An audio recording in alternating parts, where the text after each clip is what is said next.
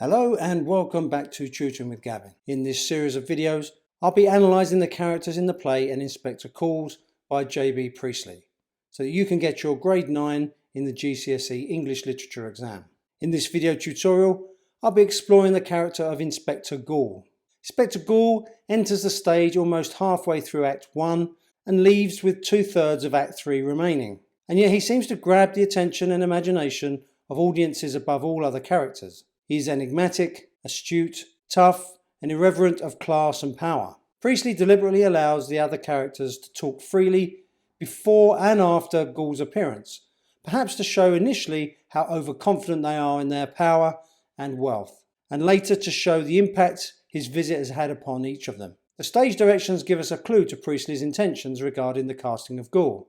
The inspector need not be a big man, but he creates at once an impression of massiveness, solidity, and purposefulness. He is middle-aged and therefore experienced, and speaks carefully, weightily, and has a disconcerting habit of looking hard at the person he addresses before actually speaking. These instructions from the writer are important as they create an immediate antithesis with the swagger and boastfulness of Birling. This is someone who can be relied upon for honesty and facts, and stands in stark contrast to the squirming and complaining of those he interrogates. Priestley uses Goole to raise the theme of social responsibility, but also wants us to trust his judgment. Unlike traditional detective stories that find the guilty culprit amongst many suspects, this detective will find them all guilty in some way of contributing to Eva Smith's death. The other main difference to traditional detectives is that Goole is investigating moral crimes rather than criminal. Perhaps Eric could be culpable of a sexual crime against Eva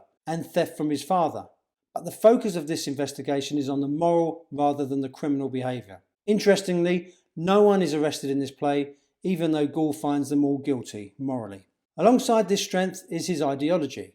Goole seems to reflect Priestley's own socialist views, and his function is to challenge the voices of capitalism. He leaves the stage suddenly after a warning of what will happen if capitalist bosses do not show more responsibility towards workers and those in poverty.